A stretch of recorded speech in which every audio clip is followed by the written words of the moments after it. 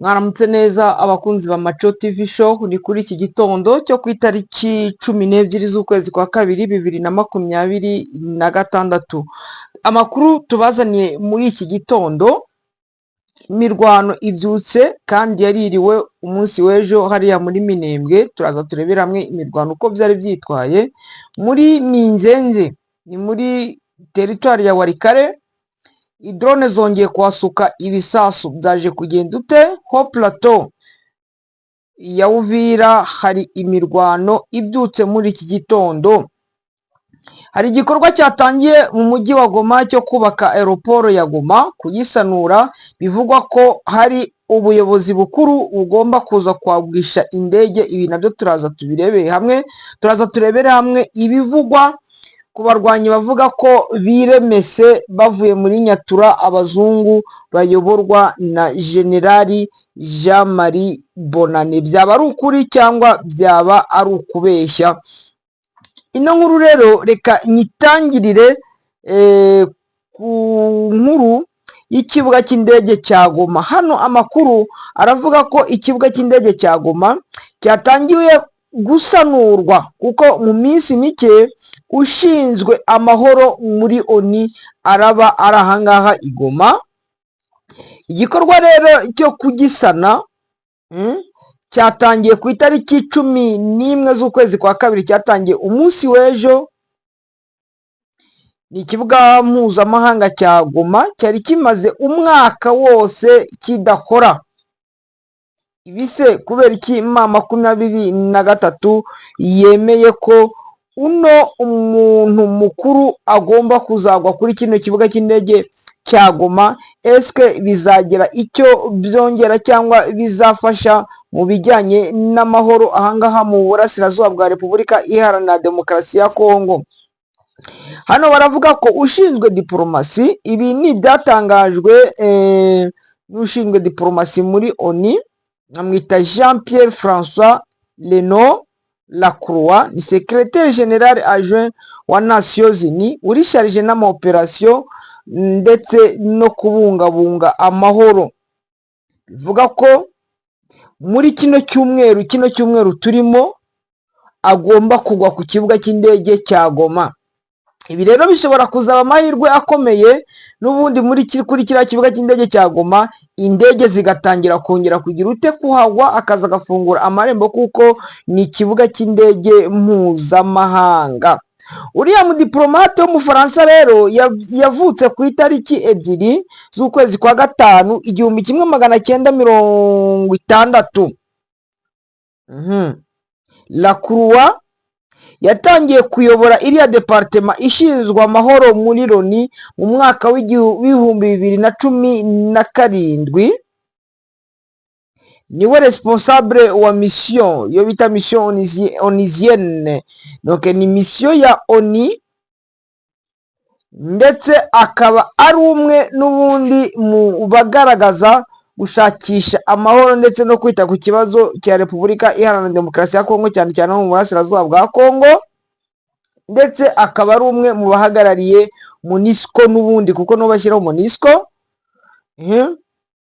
Anga rero amakuru akavuga ko yaraheruka muri Kongo Beni mu kwezi kwa kabiri ndetse n'ukwezi kwa gatatu 2025, aho yaganiriye n'inzego z'umutekano za Kinshasa ndetse na societe civile hariya, ndetse aganira na coordination ya MONUSCO iri gukorera ahangaha muri Repubulika Iharanira Demokarasi ya Kongo.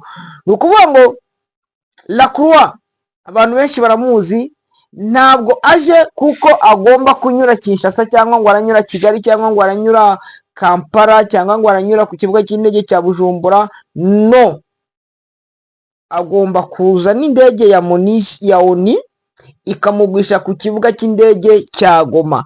Abangaba nizere ko ibintu bishobora guhita n'ubundi bijya mu buryo, noneho ku buryo n'izindi ndege ziri prive nazo zishobora gutangira kugwa kuri kino kibuga cy'indege cya Goma. Ntabwo mbatindira ndihutisha amakuru, yihutisha amakuru. Ahangaha biravuga ko imirwano yabaye hagati y'umutwe wa MRDP twirwaneho M23 aho bari bahanganye n'igisirikare cya Congo na Wazalendo ndetse na FDLR na FDNB. Ni imirwano yatangiye umunsi w'ejo n'ubu ngubu ikaba ibyukiyemo. Ino mirwano iri kubera he? Iri kubera ni muri Sud Kivu, muri teritwari ya Uvira, ni muri plateau ya Uvira n'ubundi aho bita Karonge, Kacenge, Vicumvi ndetse na Karingi. Aha ni muri ho plateau. Kugeza amagingo yangaya imirwano iracyarimo. MRDP twirwaneho ndetse na M23 bakomeje guhangana bikomeye n'iriya mitwe iya FRDC. Kugeza muri iki gitondo rero amakuru aturuka hariya nuko isasu riri guturika mu buryo buremereye. Mwumve ko isasu riri guturika rwose, riri kuvuza ubuhuha. Rimeze nabi rwose, rimeze nabi muri kiriya gice, abaturage nta gusinzira. Ahangaha reka twigendere tugere muri teritwari ya Warikare. Muri teritwari ya Warikare rwose baravuga ngo ni base strategique ya M23 AFC yari iri Minzenze muri teritwari ya Warikare yabaye bombarde. Ni ukuvuga ngo bongeye kugaruka ku bombarda bakoresheje drone. Ni ku wa gatatu ku itariki 11 z'ukwezi kwa kabiri 2026 aho drone za FRDC, drone de la force aérienne de FRDC, baje kubombarda ibirindiro bya M23 ariko base logistique ahari hari ibikoresho n'ibyo kurya. Ariko ukurikiranye cyane bakavuga ngo ni base logistique, abari ahantu barasanga ibikoresho, ibyo kurya n'imyambaro. Uretse ko ndahamya yuko ntabwo M23 yajya gufata base logistique ngo ikure igicanga, yikure igicanga par exemple kuko afite imodoka zo kubitwara, ngo bagiye gushyira base logistique bajya kuyishyira Minzenze. Iyo ni amakuru usanga ko ari amakuru ya FRDC. Ahubwo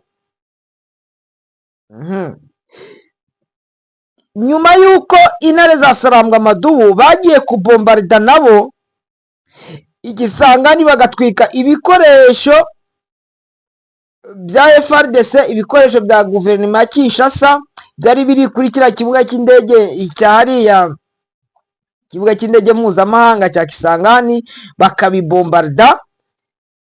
FRDC bakomeje kwibasira ibice navuga biri mu nkengero n'ubundi by'aho M23 afite. Amakuru rero aturuka mu baturage aravuga ko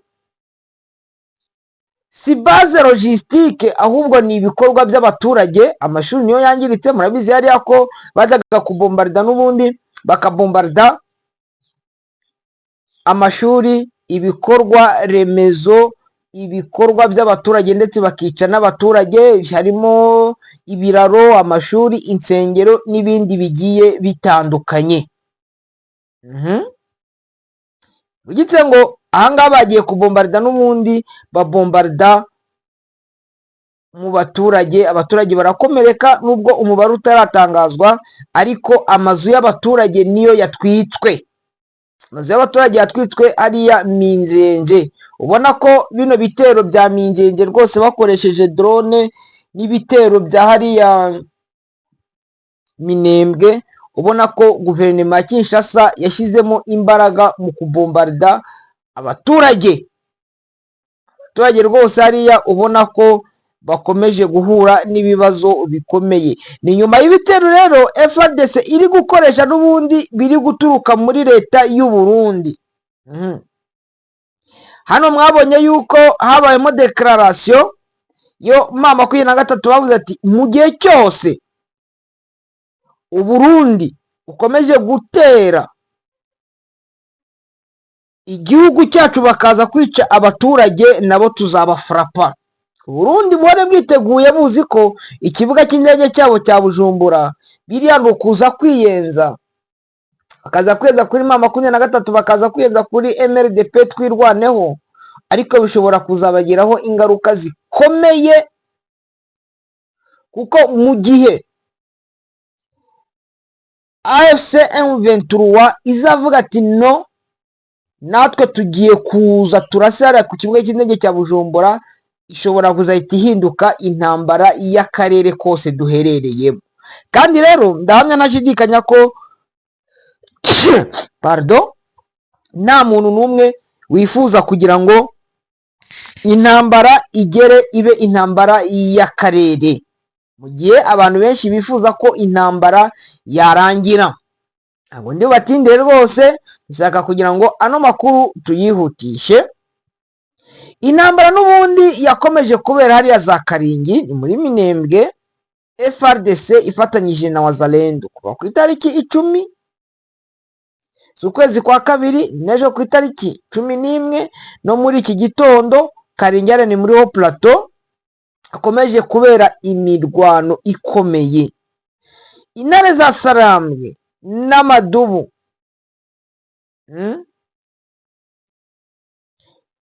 bafashe abasirikari muri lokalite yitwa lokalite Aringe,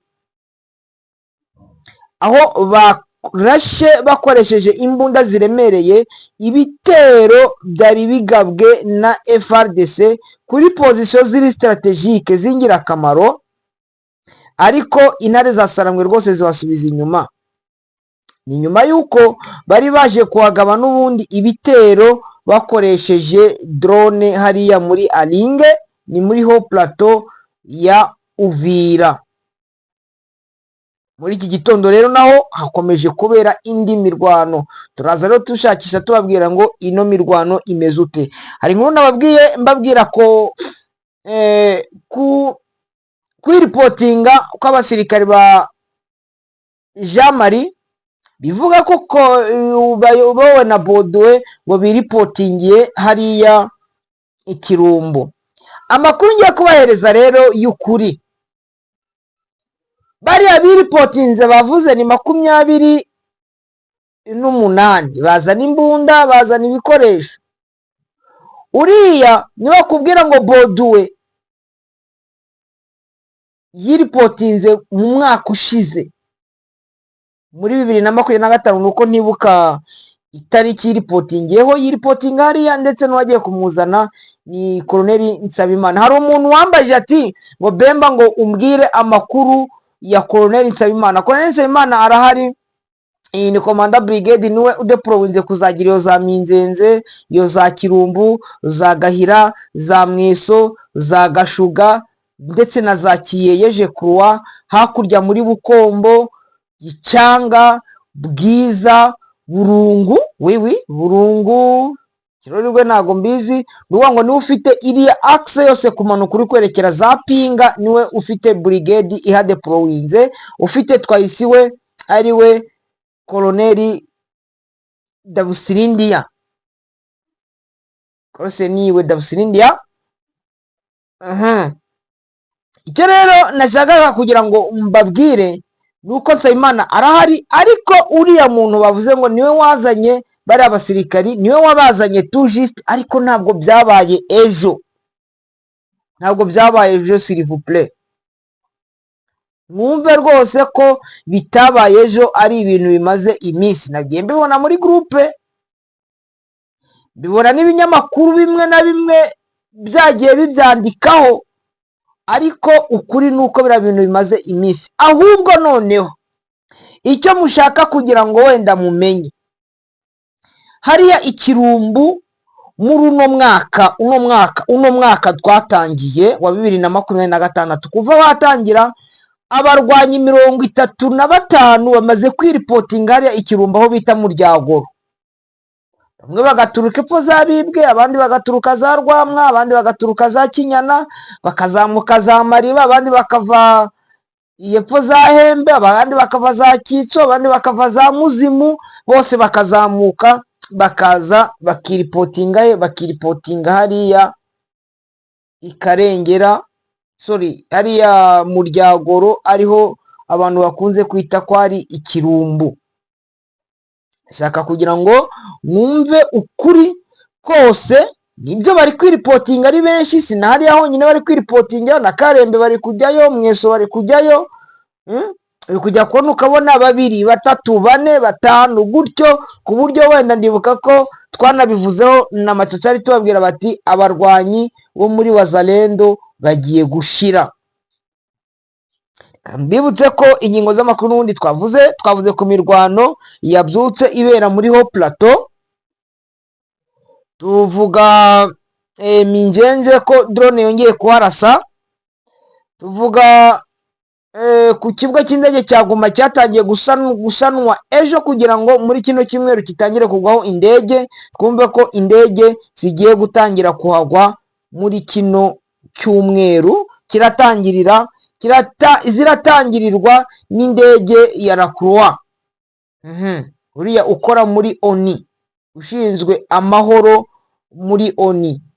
Bakunzi rero ba Maco TV show, ntago ndibuze kubatindira, gusa icyo mbifuriza ni ugukomeza kugira amahoro, umutekano, kandi mugire Imana n'amafaranga. Uwiteka akomeze kwibanira na buri wese wakoze subscribe ahangaha utarayikora, nawe mwifurije gukomeza kugubwa neza. Uwiteka akomeze kwibanira na buri wese.